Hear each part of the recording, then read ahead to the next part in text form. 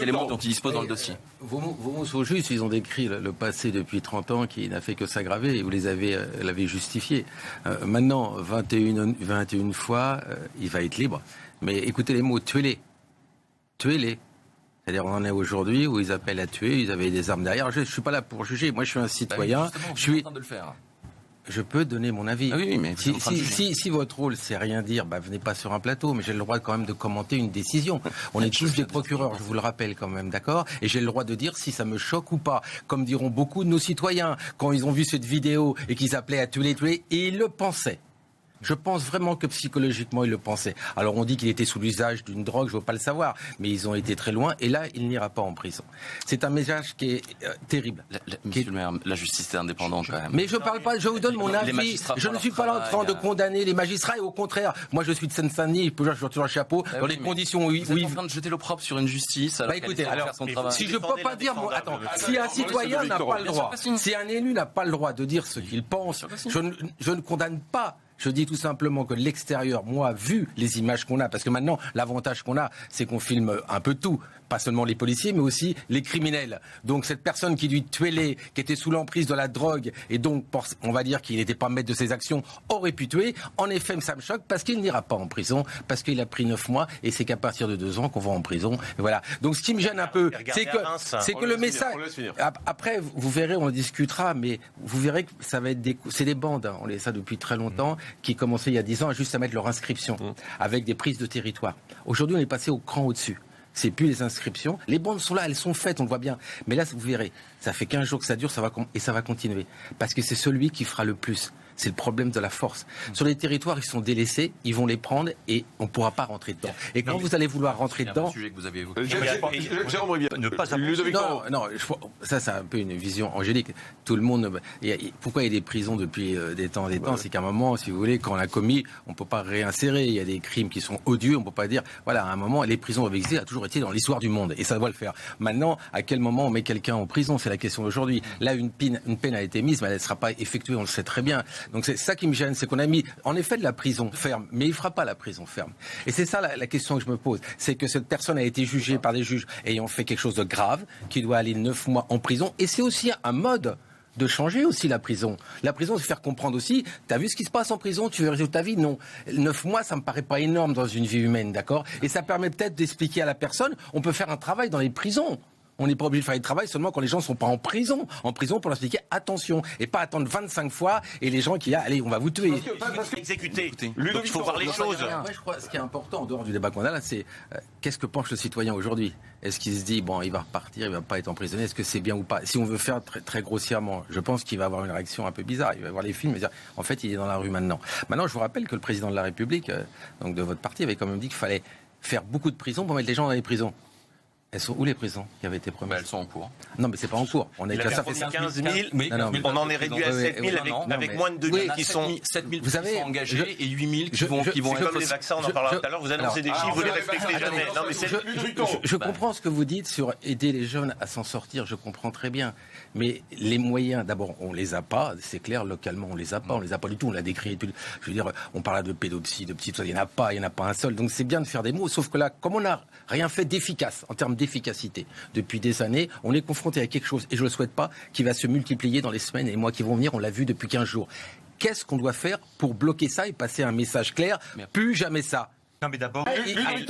Là, il vient de prendre 9 mois ferme, il les fera pas, il a quand même été très loin, il a appelé à tous les polices. Donc pour avoir 2 ans et aller en prison, qu'est-ce qu'il faut qu'il fasse ? Vous vous rendez compte de ce qu'il faut qu'il fasse ? C'est 8 mois. Voilà. Moi, je le dis très clairement, la peine, toute peine, doit être appliquée. C'est aussi un moyen de prévention, je suis désolé. Avec tous les autres que vous avez évoqués, on ne peut pas avoir la prison ferme et pas la faire. C'est mon avis. Et en plus, est-ce que la justice est laxiste ? Disons-le, posons la question. Alors, non, la justice s'est prononcée. Elle a dit 8 mois. Oui, mais elle elle dit sans sera pas mandat de dépôt. Après, oui, c'est la justice aussi. Oui, c'est la justice qui dit sans mandat de dépôt. Je pense, et vous le dites vous-même, parce qu'en fait, on est tous d'accord. Il y a une peine de prononcer de 8 mois, elle doit être effectuée. Au bout d'un quart d'heure, oui. Oui, on est tous d'accord au bout d'un quart d'heure. Mais non, mais quand même, c'est le travail, et bravo à vous, Jean-Marc. On est tous d'accord, il doit faire sa peine. Vous êtes le législateur. Faites en sorte que toute peine que toute peine soit appliquée dans ce pays. Ça s'appelle l'exemplarité. Et c'est ça qui fera liberté, égalité et fraternité. Je suis désolé. Alors, Ludovic Toro, vous prenez votre casquette de médecin, si vous le voulez bien, médecin généraliste. Vous êtes en colère, vous aussi ? Et je vais essayer de pas trop l'être sur ce plateau, d'accord ? Sinon, ça va être vraiment très très rouge et ça va clignoter. J'ai en fait le courrier de Jérôme Salomon signé par lui. C'est inadmissible. C'est totalement inadmissible. Avoir dit aux médecins généralistes, allez-y, ils avaient 2 jours. Parce que moi, j'ai l'expérience, je l'ai fait. C'est moi, depuis le début, je vaccine, d'accord ? Et on a été au courant juste par mon pharmacien. Même pas un coup de téléphone, rien. On travaille beaucoup, les généralistes. Il n'y en a pas assez. Donc, moi, je me suis dit, OK, je vaccine à fond. J'ai pris des rendez-vous sur 15 jours. J'ai appelé les gens. On a fait un choix. Je suis blindé sur 15 jours. Et qu'est-ce qu'on reçoit il y a 2 jours ? Ne donnez pas de vaccin aux généralistes. C'est une blague ? Est-ce que c'est une blague ? Est-ce que anticiper, prévoir, ne nous faites pas faire des choses et après revenir en arrière. Ne dites pas qu'on crée des centres et après les annuler. Ça, c'est un vrai scandale, excusez-moi. Parce que, en effet, notre travail de généraliste, on le fait et on l'aime et on aime vacciner aussi. Et on explique aux gens pourquoi celui-là, pourquoi pas celui-là. On était parti, ça montait en puissance. Et là, c'est quoi ce courrier ? Tout simplement parce qu'il n'y a pas assez de vaccins. C'est marqué. Prendre des commandes. Alors, il ne sera pas possible de prendre des commandes pour les médecins compte tenu du nombre de doses livrées de AstraZeneca. C'est-à-dire qu'on ne savait pas il y a 15 jours qu'il n'y avait pas assez d'AstraZeneca. C'est ça l'anticipation, c'est ça la gestion d'une pandémie. Excusez-moi, c'est un vrai scandale. Et je comprends mes collègues qui soient. Parce que ce qu'on a fait, c'est pas facile de faire des vaccinations. Il faut faire des créneaux. On ne peut pas prendre en milieu d'une consultation quelqu'un et là, à la fin, il restera 2 ou 3 doses. Mais moi, j'entends dire que les généralistes, finalement, sont en colère parce qu'on donne la priorité aux pharmaciens. Non, alors, est-ce que c'est pas ça le vrai problème ? Est-ce que c'est pas une jalousie entre vous parce que c'est les pharmaciens qui vont pouvoir vacciner ? Et pas vous. Très dose vous aviez obtenu juste pour savoir parce que c'était planifié. Vous avez fait à un moment donné quand vous avez dit je vais vacciner tant de patients, on vous a attribué un certain nombre de doses. Oui, un flacon. D'accord. Ça veut dire un flacon. 10 oui. C'est ça ? C'est 10. Oui. Un flacon. Quelque chose d'énorme pour juste pour revenir à ma question sur les pharmaciens, cette jalousie entre vous. Mais il n'y a aucune. J'ai été hier récupérer mes doses et merci aux pharmaciens. Merci. Il n'y a aucun problème entre nous. Ça roule. C'est tous ensemble contre ce Covid. Et là, soi-disant, certains veulent dire c'est les pharmaciens contre les médecins. Ça n'a rien à voir. Ils m'ont même dit viens, on va le faire ensemble. Les pharmaciens, les infirmiers, tous les 2 millions de soignants sont ensemble pour vaincre cette pandémie. Les pharmaciens vaccinent, donc ça va. Quel est le problème ? Non, ils l'ont pas aujourd'hui. Mon pharmacien aujourd'hui n'a pas la dose pour vacciner. Et quel est le problème ? Excusez-moi. Excusez-moi. Non, mais le problème, il fallait pas nous dire, nous médecins généralistes, faites-le. Et après, 2 semaines après, 6 millions de doses quand même, docteur, c'est beaucoup. Jusqu'au 15 mars. Non, me dire arrêtez de me dire la dose. Moi, j'ai fait et normalement, vous avez dû prévoir un certain nombre de patients en fonction des doses qui vous étaient attribuées. Tout à fait. Donc voilà. Non, je réponds. Vous ne pouvez pas dire ça. Non, c'est pas vrai. C'est pas vrai. Vous avez tort. Et je vais vous dire pourquoi. Parce que moi, mon pharmacien m'a dit, tu auras 1 dose, la semaine suivante 2 doses, après 4 doses. Et on a reçu seulement il y a 48 heures Salomon qui a fait les comptes et qui a dit ah bah on peut plus en donner aux généralistes. C'est ça là ? Non, nous on s'est préparé suivant ce qu'on m'avait promis et on m'avait promis de monter en puissance sur le nombre de vaccinations et j'ai donc contacté les patients et ils ont pris rendez-vous pour ce soir, pour demain, pour vendredi soir. J'en ai 20 aussi. Juste docteur Ludovic Toro, pour bien comprendre, vous saviez combien de doses vous auriez a priori et vous avez fait votre planning de vaccination en fonction de ça. Et là on vous dit on annule ces doses. Non, vous n'aurez pas annulé, vous les aurez les doses. Non, je les aurai pas. Attendez, 1,6 million de doses. Écoutez, les doses qui vous ont été promises, vous les aurez, vous pourrez vacciner. S'il vous plaît, les patients que vous aurez vaccinés en fonction du nombre de doses qui vous ont été. On est en train de faire un sprint pour la vaccination tous ensemble. On l'a vu ce week-end, d'accord ? On n'aura pas les doses cette semaine. La semaine prochaine, c'est marqué. Et c'est le ministre qui l'a dit. Me dites pas que j'aurai les doses. Et d'autant plus que simplement nous dire. Arrêtez, arrêtez, ne vaccinez plus. On vous met pas dans la boucle, mais pas nous faire 2 jours avant. Je vais les appeler les gens cet après-midi, ce que je vais faire. Les 20, je vais les appeler. Je dis, bah non, il faut pas. Pardon, faut pas. Mais j'ai pas les doses. Vous aurez vos doses. Mais arrêtez de mentir. Ou je vous passe le pharmacien que j'ai eu ce matin et qui vous va dire j'aurai aucune dose ce week-end. Arrêtez de mentir, s'il vous plaît. J'aurai pas les doses. Ils m'ont dit enlève tes vaccinations, tu les auras pas. Et attendez, vous croyez que tous les généralistes qui s'énervent, c'est pour faire du buzz ? Vous croyez qu'ils ont besoin de faire du buzz ? Et on vous remercie. Bonjour Bruno, merci d'être en direct avec nous. On vous connaît bien sur cette antenne et dans Morandini Live. On a entendu la colère du docteur Ludovic Toro à l'instant. Donc finalement, c'est vous les grands gagnants. Vous êtes heureux ? Pas du tout. Bonjour, pas du tout. Moi, je trouve ça inadmissible. Vous savez qu'on enlève les vaccins aux médecins et docteur Toro, vous avez entièrement raison de ce que vous venez de dire. Je trouve ça honteux. On va recevoir la semaine prochaine un flacon de 10 doses par pharmacie au détriment des médecins, la dotation des pharmaciens au détriment des médecins. Et ça, c'est inadmissible. Et vous voyez le pharmacien vacciner 10 personnes par semaine. Comment vous voulez qu'on travaille ? Comment je peux faire la sélection, moi ? Le médecin aujourd'hui connaît mieux ses patients que moi presque. Les clients, je vois un nombre incalculable de clients. Comment je vais les sélectionner ? On ose nous envoyer qu'un flacon de 10 doses. Vous vous rendez compte ? Par semaine ? Ils n'en ont pas des vaccins en vérité. Le problème aujourd'hui, c'est qu'il n'y a pas de vaccin. Donc on a déshabillé Paul pour habiller Jacques. Et je trouve que les médecins et pharmaciens, on est en train de nous mettre l'un contre l'autre, alors qu'on doit travailler ensemble. Docteur Taureau, je suis entièrement d'accord avec vous, et je trouve ça inadmissible. Aujourd'hui, il n'y a pas de vaccin. Voilà, je vous le dis. Et envoyer à une pharmacie un flacon de 10 doses, c'est honteux. C'est honteux. C'est comme si on partait en guerre avec un couteau. Comment est-ce possible ? Moi, je suis atterré. On est fatigué. Moi, je vois les gens qui viennent à la pharmacie toute la journée nous demander « Et alors, vous allez vacciner ? Je pourrais me mettre sur la liste. » Mais quelle liste ? Une liste de 10 personnes ? Comment je vais les sélectionner ? Moi, je ne peux pas répondre à ça. Je vous promets, si je reçois un flacon, je ne le vaccinerai pas, je le donnerai à mon médecin près de chez moi. Voilà, ça c'est dit. Et je pense qu'il y a beaucoup de pharmaciens dans mon cas. Donc pour moi, vous nous dites, Bruno Fellouz, pour être très concret, vous nous dites, je ne vaccinerai pas pour l'instant parce qu'on n'a pas assez de vaccins. Si je reçois des vaccins, je ne vaccine pas, je les donne à un généraliste. C'est bien ça ? Exactement. Moi, je vais recevoir une dose la semaine prochaine. Je vous promets que je la donnerai à mon généraliste qui saura en faire mieux que moi, ou voir pareil, mais sans avoir un haut cœur pour choisir mes clients. Pour moi, c'est inadmissible, je ne pourrais pas. Qu'on reçoive entre 50 et 100 doses par semaine, on pourra faire notre histoire et en partenariat avec les médecins. Mais aujourd'hui, recevoir un flacon de 10 doses, vous vous rendez compte, on est en France en 2021, en guerre, en pleine pandémie, et on nous envoie au lance-pierre des vaccins. Moi, je n'admets pas, c'est pas possible. C'est pas possible. Les pharmaciens, on n'en peut plus. Franchement, la population, parce que les politiques, Jean-Marc, les politiques qui nous font des annonces à la télé, c'est n'importe quoi, c'est des effets d'annonce, ils sont contents. On nous prévient le jeudi. Et les médecins, comme j'entends le docteur sur votre plateau, qui ne recevra pas sa dotation de vaccins, c'est encore inadmissible. On est géré par des clowns. Moi, je vous le dis, c'est inadmissible. Laissez-nous gérer, ou j'en sais rien, laissez quelqu'un d'autre gérer. Mais cette bureaucratie, cette administration qui est lourde pour reprendre des décisions, on réfléchit le jeudi. Et je vous vois sur le plateau, monsieur qui ne comprenait rien à la vaccination, les médecins n'auront pas de vaccin, je vous le dis. Les médecins, les 15 prochains jours. Alors ne faites pas non, mais moi je vous le dis. Alors c'est Jean Tervier à qui vous vous adressez, député porte-parole de la République en marche, qui vous répond. Ouais, déjà je vous remercie de m'avoir traité de clown. C'est très agréable, à recevoir comme. Vous avez fait vos preuves jusqu'à aujourd'hui. Non, mais attendez. Enfin, ce qu'on essaye de vous dire aujourd'hui, c'est que et j'entends la colère aujourd'hui du collègue médecin à côté.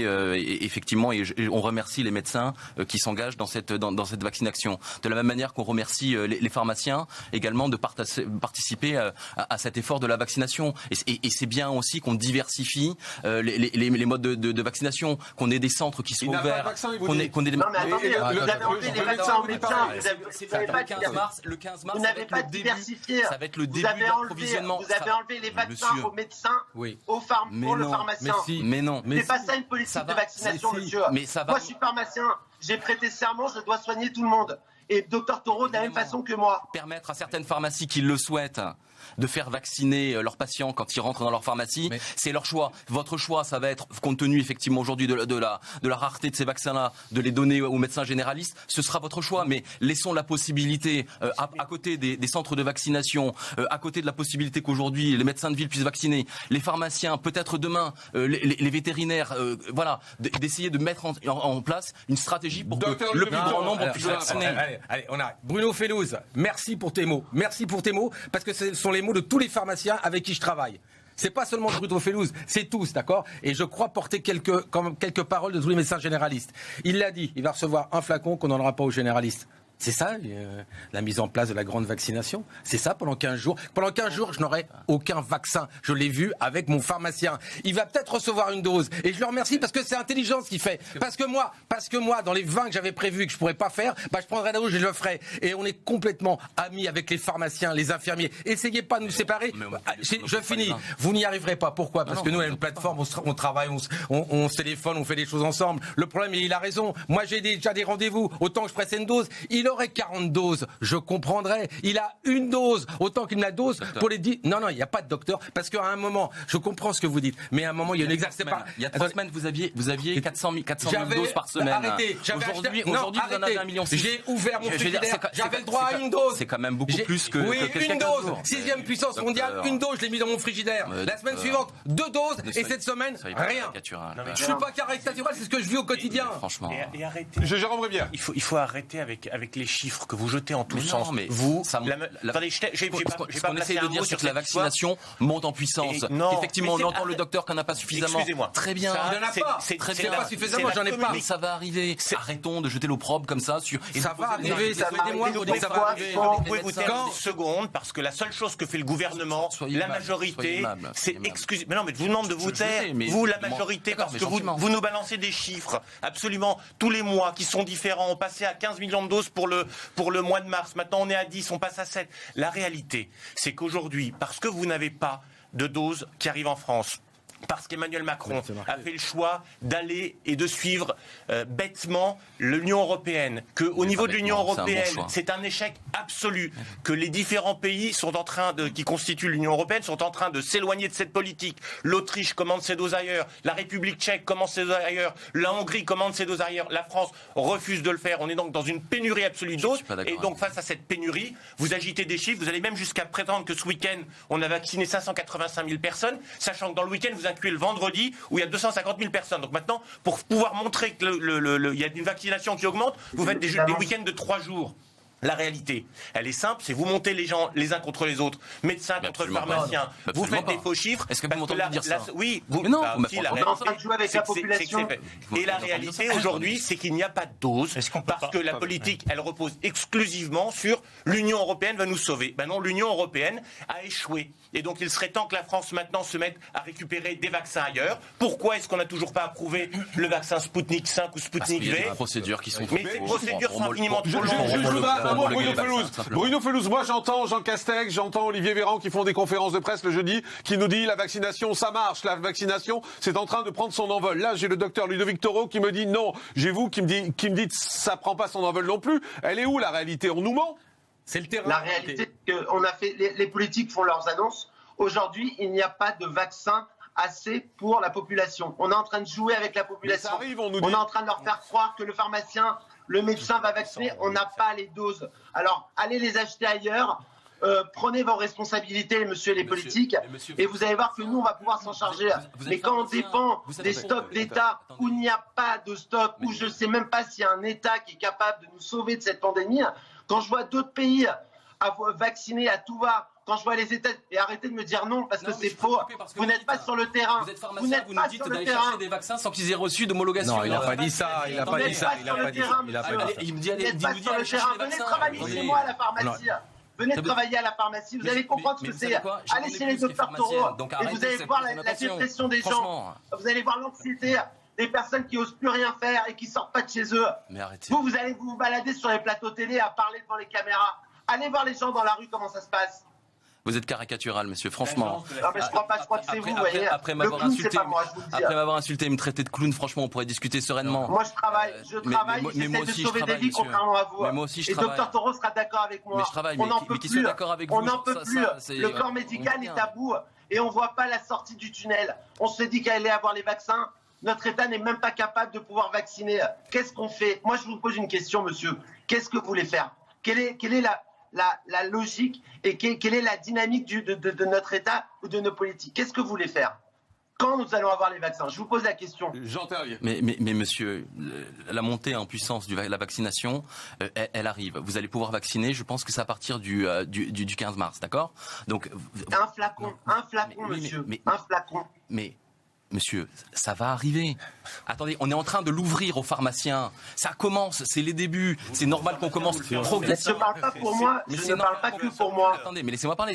Ça commence Voyons si ça fonctionne. Voyons quel est peut-être le couple pharmacie-médecin pour savoir quel est le problème. Mais évidemment. Et le problème n'est même pas là. Personne. Mais laissons voir si ça fonctionne.